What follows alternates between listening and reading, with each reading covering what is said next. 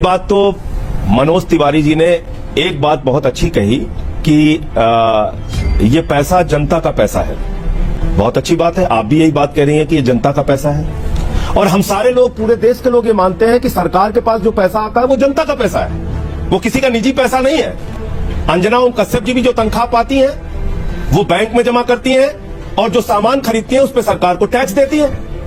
एक गरीब आदमी, मजदूर, मनरेगा का मजदूर, जब वो भी सामान खरीदता है, साबुन खरीदता है, आटा खरीदता है, दाल खरीदता है, चावल खरीदता है, तो सब चीजों पे आपने टैक्स लगा दिया तो सरकार को टैक्स देता है। उसके घर में जो बचत होती है, छोटा व्यापारी हो, रेडी वाला हो, कर्मचारी हो, सेना का जवान हो, तो वो बैंक में पैसा, अपनी बचत का पैसा बैंक में जमा करता है। दो तरह की अर्थव्यवस्था है।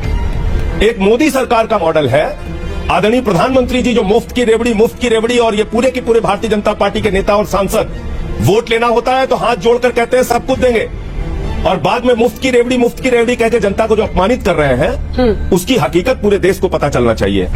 क्या बात, ये बात है। और ये हकीकत क्या है? ये आरटीआई का जवाब है और आरटीआई की खबर भी है। ये आरटीआई में दी गई जानकारी है कि 11 लाख करोड़ रुपए चंद पूंजीपतियों का माफ किया है अंजना ओम कश्यप जी इन लोगों ने। कितना? 11 लाख करोड़ रुपए। जीरो लगाते लगाते आप थक जाएंगी। और अगर 11 लाख करोड़ रुपए इस देश की जनता के हित में लगा दिया जाए तो कल्पना कीजिए कितने बच्चों के स्कूल बन जाएंगे, कितने अस्पताल बन जाएंगे, कितने किसानों के कर्ज माफ हो जाएंगे, कितने जो फ्लैट की ईएमआई नहीं भर पा रहे हैं, जो अपने बाइक की ईएमआई नहीं भर पा रहे हैं, कितने लोगों का कर्जा माफ हो जाएगा, कितने रेडी पटरी वालों का कर्जा माफ हो जाएगा। नहीं, आपने चंद पूंजीपतियों का 11 लाख करोड़ रुपए माफ किया और ये आपके सरकार के द्वारा दी गई जानकारी है आरटीआई की मेरे पास। अरे बाप रे, ये तो धोती खोल रहा है। एक बात।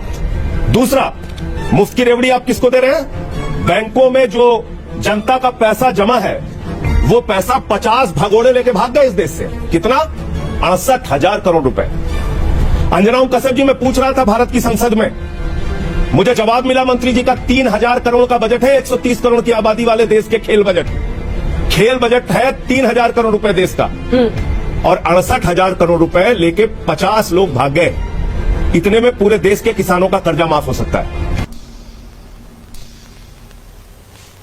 फसल का दाम दोगुना हो सकता है, आपको आटा दाल चावल पे टैक्स लगाने की जरूरत नहीं पड़ती अगर इन लोगों से आप पैसा वसूल लेते, इन 50 लोगों से। इसमें नीरव मोदी भी है, इसमें ललित मोदी भी है, इसमें विजय माल्या भी है, इसमें मेहुल चौकसी भी है, इसमें नितिन संदेशरा भी है, इसमें बहुत बड़े बड़े लोगों की सूची है। आपके राज्य में क्या हुआ?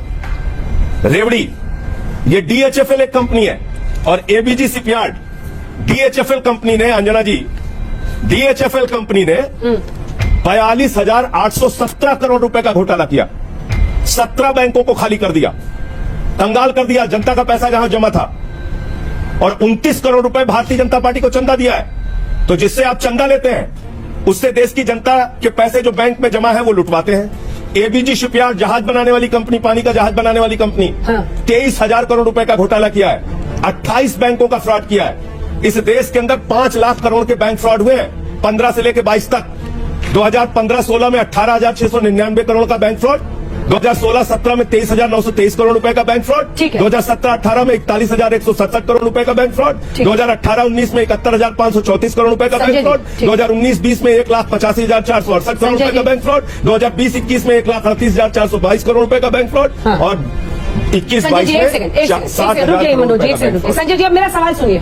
आप मुफ्त वाली पॉलिटिक्स में तो आ ही नहीं रहे संजय जी। सारा पैसा इस देश के ललिता जी ने एक सवाल सुनिए, एक काउंटर सवाल है। ठीक है, आपने बताया कि कैसे देश के एक्सचेकर को, टैक्स पेयर के पैसे को ही बैंकों को घाटा हो रहा है, नुकसान हो रहा है, लोग चोरी करके पैसा जा रहे हैं, लेकिन इससे मुफ्त वाली पॉलिटिक्स कैसे जस्टिफाई होती है सर? जयललिता जी ने, अब नहीं रही इस दुनिया में, लेकिन उन्होंने एक वक्त पर मंगलसूत्र मुफ्त हम बांट देंगे महिलाओं को, वोट बैंक सुनिश्चित करने के लिए मंगलसूत्र बांट देंगे, 1 रुपए किलो में चावल दे देंगे। दक्षिण भारत में इसका खूब इस्तेमाल किया गया। आप यहाँ पर मुफ्त की, ऐसे थोड़ा ना देश चलता है सर, ऐसे थोड़ा ना कोई भी राज्य अपने इकोनॉमिक्स को, अपने उसको मैनेज कर पाएगी। अंजना ओम कश्यप जी, मुझे सिर्फ एक सवाल का जवाब दीजिए। जय मनोज जी, आ रही हूँ। अंजना जी, उनका समय पूरा हो गया, मुझे समय दीजिए। छोटा सा जवाब, उसके बाद मैं आ रही हूँ तुरंत। 20,000। हाँ, आप जब बोल रहे थे तो नहीं बोला मैं, और अभी फिर 10 मिनट अकेले बुलवा लीजिए मनोज जी को, तब मैं बोलूंगा। नहीं, मैं रोकता नहीं हूँ उनको, उनके पास जितना विषय रहा करे सब बुलवा लिया कीजिए। दाम वो तो बताता अपना हूं। इकोनॉमिक संभाल रहे हैं मैं सर। सारे आप आंकड़े लेके मेरे आया। सवाल पे तो आइए सर। 2000 बीजेपी का इकोनॉमिक्स तो आप समझा रहे हैं, उनको रेवेन्यू कलेक्शन करना है वो हाँ, करते आपके हैं। सवाल पे वो उनको रेवेन्यू आप किस कलेक्शन पॉलिसी करना को आप है। सही मानती हैं? हाँ, मैं आपसे आपको पूछ रही बताइए ना किस हूँ। पॉलिसी को आप सही मानते हैं? नहीं, मैं आपसे सवाल पूछ रही हूँ। 92 आप लोगों जवाब को दीजिए, जनता को कन्विंस कीजिए। 92 लोगों के पास 55 करोड़ लोगों के बराबर की आमदनी हो। हम मैं कहता रहा हूं आपसे, 92 लोगों के पास 55 करोड़ लोगों के बराबर की आमदनी हो। क्या आप ऐसी असमानता की अर्थव्यवस्था चाहती हैं?